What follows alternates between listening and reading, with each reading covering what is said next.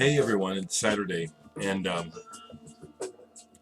hoping to relax a little bit today and chill tonight. Melvin's Light are playing, and definitely plan on being there. I thought what I would do is just grab some records. I haven't done it in a long time, and not that I don't have anything specific to talk about, but just for a change. Haven't done it in a while. What I'm listening to is fantastic. Egberto Gismonti from Brazil, No Caipira. I hope I said that right. It's just fantastic music. Anyway, I'm going to see what happens. I'm going to grab right from the end up here.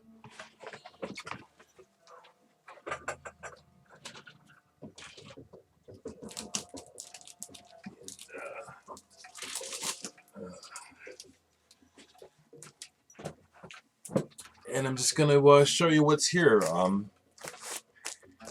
of these records I may have listened to, some I may not have listened to in a long time.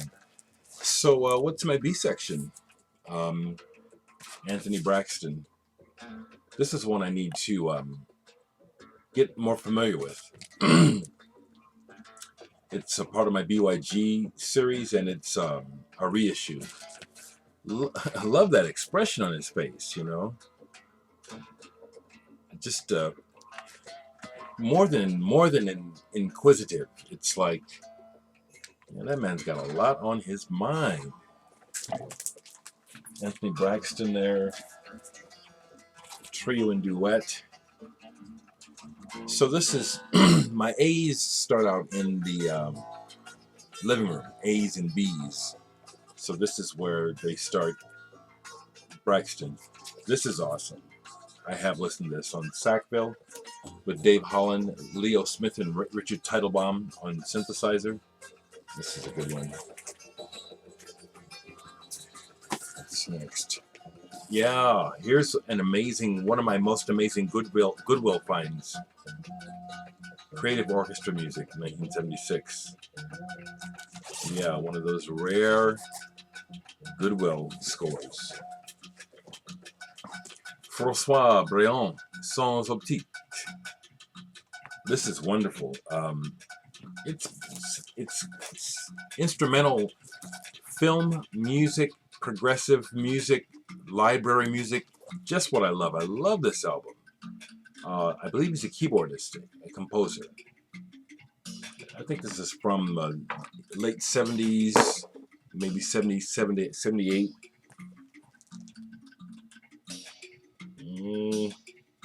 Can't tell, but it has Albert Marcour is on here on percussion. Didier Lockwood on violin. This is a fantastic album. This is one of my favorites, actually. Here's another one, Voyeur Extra Lucide. This is the American pressing on Visa. For people that are interested in Prague, if you have not heard this, this is Prague City. I mean, you know, it's more than Prague, but I mean, like, you like Prague. Stuff like the keyboard stuff, you know. This is the French vein, Magma.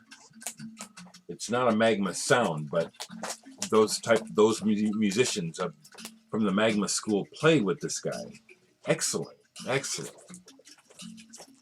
Breathless, nailing colors to the wheel. I haven't played this in a while now. This is a 12-inch single, and Breathless was a band that I tend to associate with The Cure for some reason.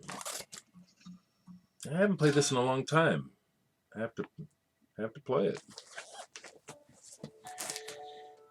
The Brecker Brothers, heavy metal bebop. Now, I, at the insistence of my good friend Gary Foster on drums, he tells me this is one of the baddest funk albums, and I just do not agree. But that's because of my taste. It's just, to me, it's what I consider clunky and cheesy. I mean, they're playing really well, but it's like it's so so tailor made for an audience that that turns me off. But I have the album. There's some great playing on it. Here's something that I have that I found it. I keep it mainly because of the association. I don't particularly care for this album, Brethren, Moment of Truth. It's got kind of a country sort of feel. Not really the best writing. The playing is good, but obscure, small label. And what I like about it is the history of it. This is one of the first bands for Rick Marotta on drums, who played with everyone, including Peter Gabriel for the longest, and Mike Garson, the keyboardist that was with David Bowie for the longest. So this is a really early record by those guys. And as I speak about it, and half negatively, I always say these things hoping that the next time I come to the record, I find something that I really like. I like it when that happens. Sometimes it doesn't, but thankfully it does. It's kind of like nothing is written in stone. And so it's like once I make a comment like that, it's like, okay, go back and see if you really mean it. I like it when I find good music. Sometimes I find what I said is just still true. Next, Paul Brett, Interlife. Now he has history in British rock. I can't remember if it's a band like Blossom Toes or one of those kind of bands that he was in, but this is kind of Interlife. This is something kind of like a Tubular Bells approach, where it's a guitarist, long, sweet conglomeration of styles and musicians, kind of ambitious but very good. Interlife, Paul Brett. Here's one that I found out through the vinyl community, through Infinite Groove, Bright Black Morning Light. This is just excellent. Still have a hard time describing it. There's an ambience to it, but there's also an otherworldliness to it. There's even kind of a bluesiness to it, but in a really subtle, spaced out kind of way that I love. I really like this album a lot. Infinite Groove, Anthony, where you at? Bright Eyes. What's the name of this one? Casadega? Is that the right? Yeah. With the cool cover, you put the, it's got the little thing, it's inside here, then you can make out what's on the cover. Respect to Connor.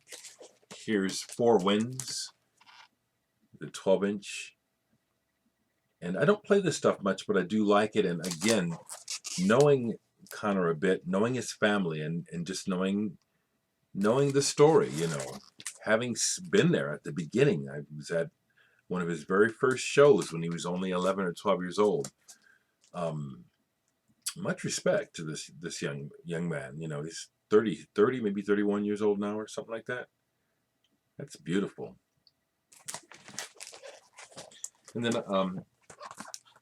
the People's Key. Once again, I'm just really proud of Bright Eyes and Nathan and Mogus and those guys for what they've accomplished worldwide.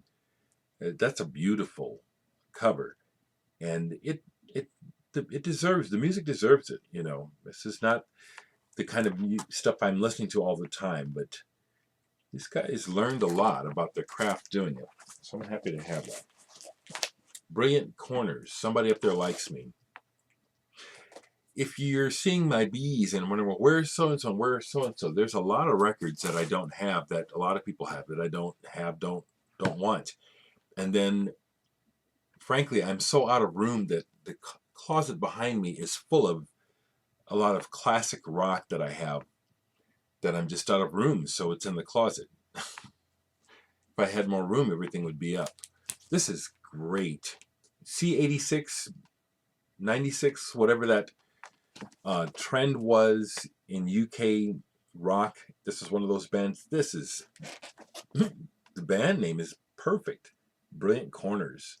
Somebody up there likes me. Just love the songwriting, and the band sounds really confident, although they don't sound like they are that good of musicians, but they have a cool ass attitude. Brilliant Corners, badass actually. Here's another what's in a word. Brilliant Corners. The other one I know best. A scene from the movie 400 Blows, one of the few classic movies I've seen that I can remember. I've seen a lot of movies. I can't remember them. Honestly, just I haven't watched a movie in a while that I can even remember. I like working on them, but now here's something I bought a while ago when it came out for some reason. Brawn Area. I don't know if they ever made another record, and this is honestly probably mediocre as far as, you know, the songwriting and everything, but I just really like it and kept a hold of it. UK, what do I associate this with? It's Martin Packwood and Stephen Parker. Those guys have a history. I can't think of it right now. This, I would think of, this reminds me of like Second Tier, Teardrop Explodes. I just really like it.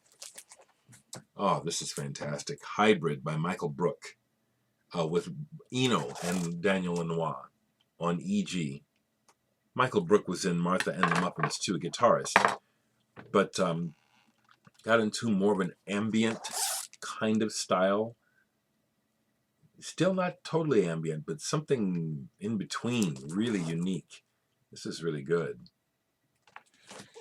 As always, once I do something like this, I'm glad I did it. It's like I haven't looked at, you know, this is a way of looking at what do I have. Cool, Brotherhood. This is basically Paul Revere and the Raiders without Paul Revere. They when they broke up, or maybe they didn't break up yet, but they got this contract, made this album. I haven't played it in a while, but this is they want to be taken seriously, and they have the chops and the writing to prove it. This is good. Brotherhood. It's actually Paul Revere and the Raiders. If you guys, some of you older folks who remember the band, look, and you can recognize, especially this guy right here. Yeah, well, both guys on the ends from Paul Revere and the Raiders. Oh man, this is awesome. Aurolucent Echoes by Margaret Brower. It's like one of those composers type of recordings. Is it on that label even? No, it's on. Is it?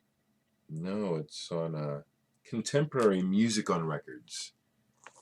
And haven't played this in a while, but this is really excellent. I remember that about this. These pieces of music on here are just really excellent. It's been a while since I've played this. Margaret Brewer, Claire Shore, and Steven Suber.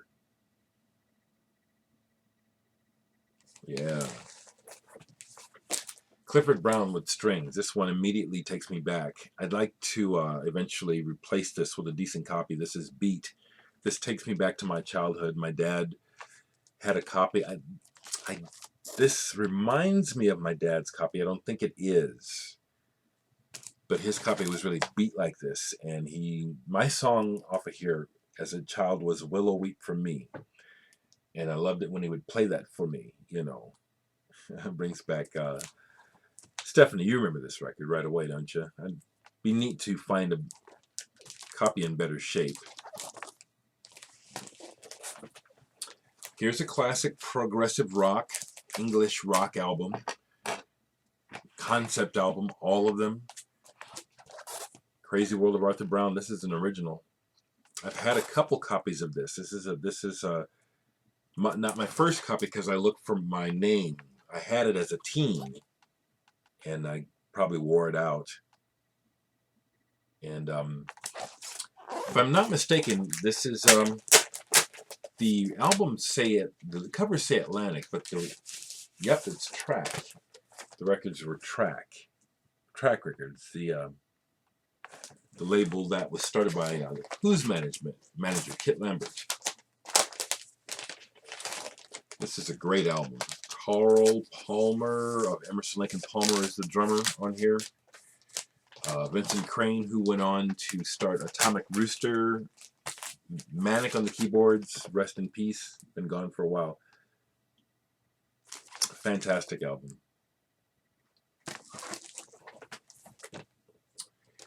Jeff Recordman 1958.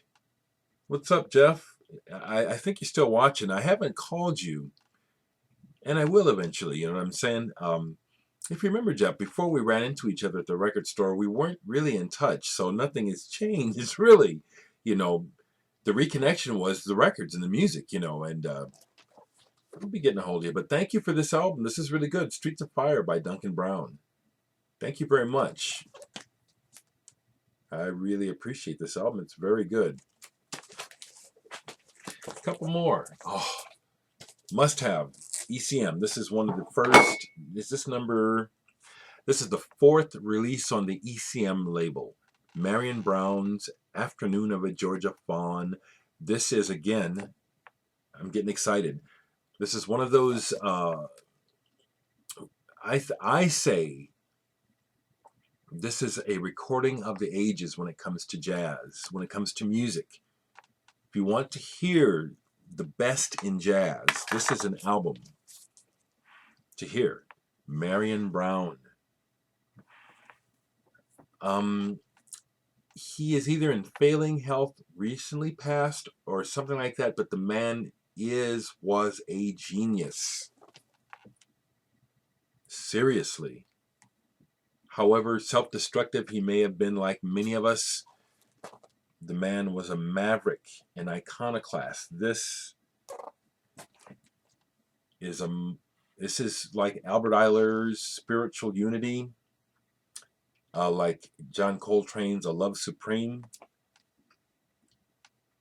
like Mingus. Name one of his top albums, Mingus, Mingus, Mingus. Marion Brown, Afternoon of a Georgia Fawn. This is, I can hear it in my head now. It's amazing. And the last album in the stack I have here is another really incredible Marion Brown album, along with Günter Humpel, Gesprächsfetzen. Did I say that right? On the Kaylee label. I've had this forever. And once again, this is free jazz of the highest order. Just some monstrous playing here and interaction. This is fantastic. So that's just that little part of the B section. There's more B's getting into the C's. I'm going to stop there.